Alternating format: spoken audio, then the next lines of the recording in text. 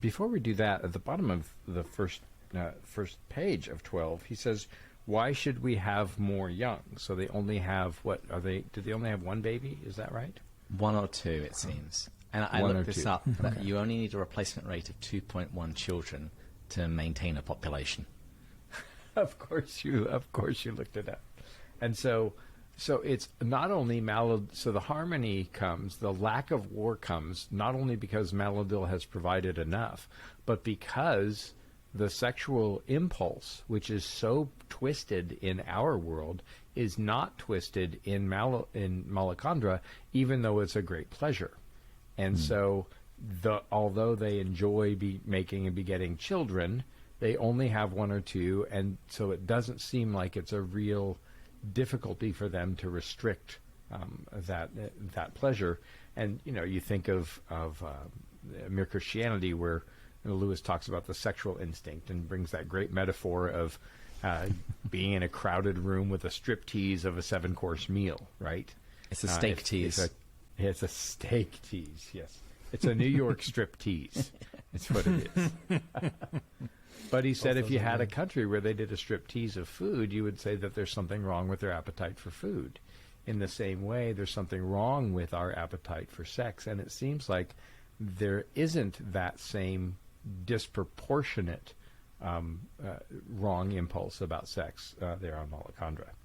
And that's kind of what leads, I think, into the pleasure discussion.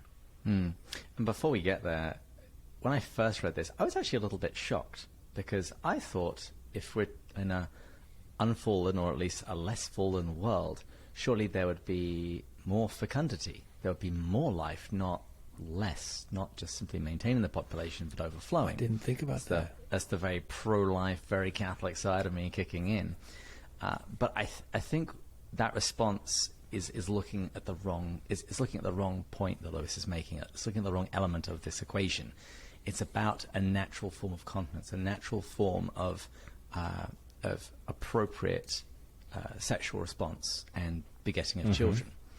And Ransom even mentions that he knows that, or even on Earth, there are some lower animals that don't mate that often and are even monogamous. And when I was in Australia, I remember I heard that some of the penguins there, they were monogamous. And it's also really cute, if you ever get to see it, when they rush up from the water and they go to and find their hole with their mate. Before they go in, the male serenades the lady. He actually sings. It's the most adorable thing in the world. I'll try and put some YouTube links in there. But there, while you're at it, redbirds, cardinals, when they're courting, the male feeds.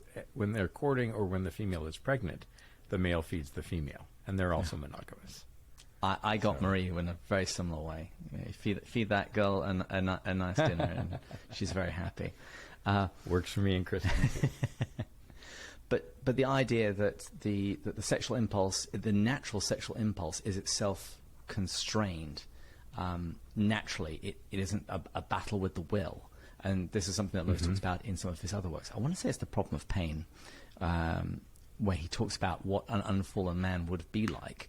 And one of them is the fact that his lower appetites would be far better regulated and wouldn't, and his passions wouldn't overwhelm his reason.